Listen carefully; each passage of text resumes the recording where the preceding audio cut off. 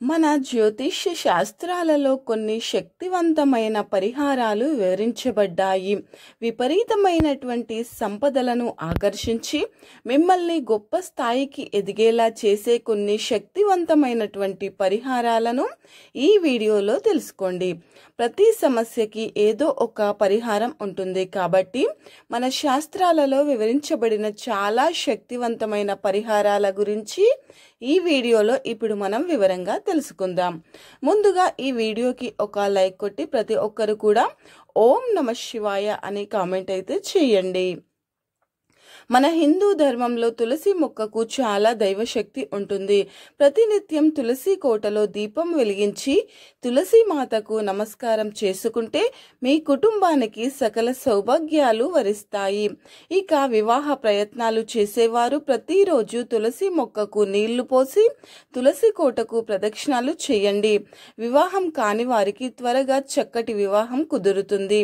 మీ భర్తకు అదృష్టం కలిసి వచ్చి భర్త ఆదాయం విపరీతంగా పెరగాలంటే వివాహమైన ఆడవారు తప్పనిసరిగా ప్రతిరోజు స్నానం చేసిన తరువాత పాపెట్లో కుంకుమ బొట్టు పెట్టుకోవాలి.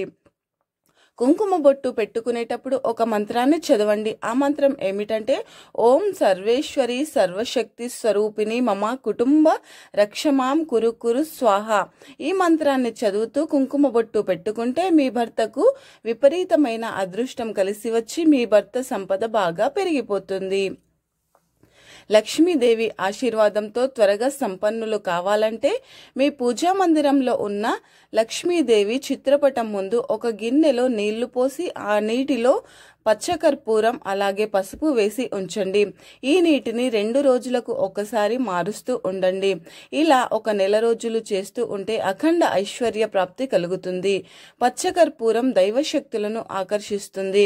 కర్పూరం నుండి వచ్చే సువాసనల ద్వారా మీ ఇంట్లోకి లక్ష్మీదేవి అడుగు పెడుతుంది. విపరీతమైన ధనాన్ని ఆకర్షించే శక్తి కర్పూరానికి మాత్రమే ఉంటుంది. కాబట్టి విపరీతమైనటువంటి అప్పుల బాధలు వృధా ఖర్చులు ఏర్పడుతుంటే ఒక పసుపు రంగు వస్త్రంలో కర్పూరాన్ని మూటకట్టి మీ పూజా మందిరంలో ఉత్తరముఖంగా పెట్టి ఈ కర్పూరం మూటకు ప్రతిరోజు ధూపం వేయండి. మీ ఇంటి ధనాదాయం బాగా పెరిగి ఆర్థికంగా స్థిరపడతారు. అక్షింతలంటే లక్ష్మీదేవికి చాలా ప్రీతికరమైనవి కాబట్టి ప్రతి ఒక్కరూ కూడా పూజా మందిరంలో తప్పనిసరిగా అక్షింతలను పెట్టుకోవాలి. అయితే అక్షింతలను కలిపేటప్పుడు బియ్యంలో పసుపు అలాగే ఆవు నెయ్యి కలిపి అక్షింతలను కలుపుకోవాలి. ప్రతిరోజు ఉదయం స్నానం చేసిన తర్వాత ఓం శ్రీ మహాలక్ష్మి దేవియే నమః అనే మంత్రాన్ని చదువుతూ లక్ష్మీదేవి చిత్రపటం పైన అక్షింతలు వేయండి. ఇలా ప్రతిరోజు చేస్తూ ఉంటే లక్ష్మీదేవి ఎంతో సంతోషించి మీ ఇల్లంతా కనక వర్షంతో నింపేస్తుంది. ఏ జన్మలో చేసిన పాపమో ఈ జన్మలో అనుభవిస్తున్నాము అని ప్రతి ఒక్కరూ అనుకుంటారు.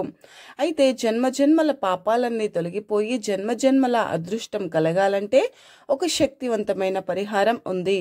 ఆ పరిహారం ఏంటంటే యాలకుల మాలంటే వెంకటేశ్వర స్వామి వారికి చాలా ఇష్టమైనది కాబట్టి ఏదైనా ఒక శనివారం రోజు 27 యాలకులను ఒక దారానికి గుచ్చి వెంకటేశ్వర స్వామి వారి యొక్క చిత్రపటానికి వేసి ఓం నమో నారాయణ అనే మంత్రాన్ని చదవండి.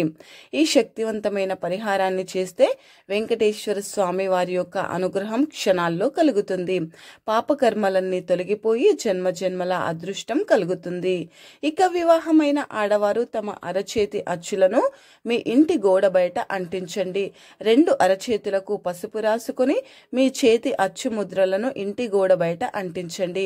ఇలా చేయటం వల్ల మీ ఇంట్లోకి దుష్ట శక్తులు ప్రవేశించకుండా మీ ఇంట్లోకి లక్ష్మీదేవి అడుగు పెడుతుంది. ప్రతి పనిలో విజయాలు సాధిస్తారు.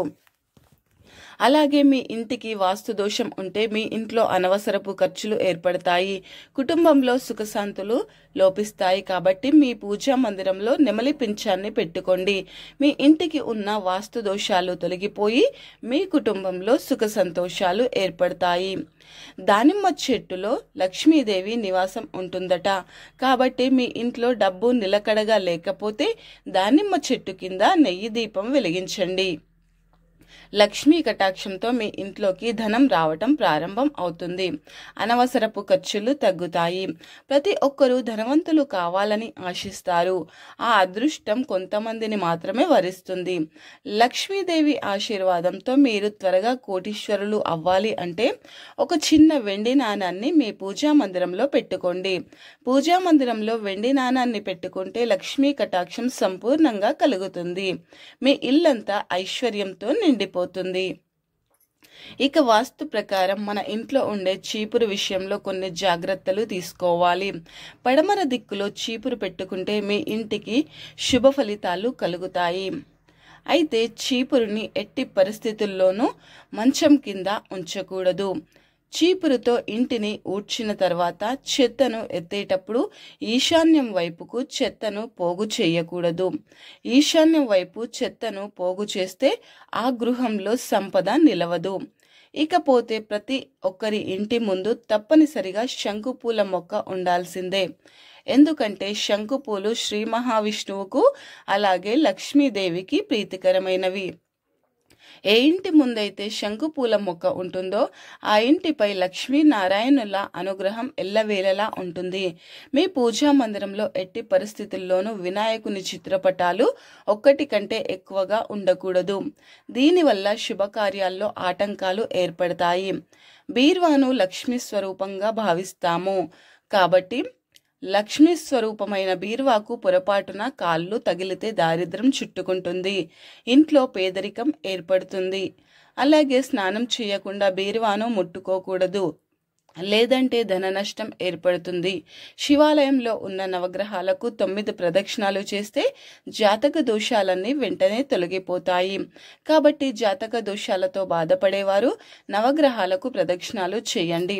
సంతానం కోసం ఎదురుచూసే దంపతులు గోపాల సహస్రనామ స్తోత్రాన్ని చదవండి. ఈ స్తోత్రాన్ని చదివితే సంతానం లేని వారికి సంతాన ప్రాప్తి కలుగుతుంది. మీ ఇంటికి ఎవరైనా ముత్తైదువులు వచ్చినప్పుడు వారికి తప్పనిసరిగా కుంకుమ బొట్టు పెట్టి తాంబూలం ఇచ్చి సత్కరించాలి.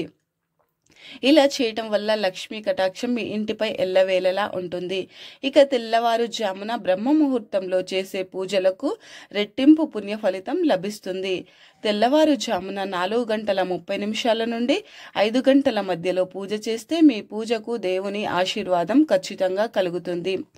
దీర్ఘకాలిక అనారోగ్య సమస్యలతో బాధపడేవారు దుర్గా సప్తశతిని చదవండి. మంచి ఆరోగ్యం లభిస్తుంది.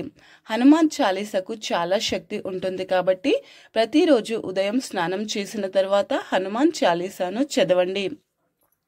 పాపకర్మలన్నీ తొలగిపోయి అదృష్టం ఐశ్వర్యం కలిసి వస్తుంది. కోర్టు సమస్యలతో బాధపడేవారు సుందరకాండను చదవండి. కోర్టు వ్యవహారాల్లో విజయాలు సాధిస్తారు. ఇలాంటి చిన్న చిన్న నియమాలను పాటించడం ద్వారా అష్టైశ్వర్యాలను సులభంగా పొందవచ్చు. ఈ వీడియో మీకు నచ్చితే లైక్ చేసి మన ఛానల్ని సబ్స్క్రైబ్ చేసుకోండి.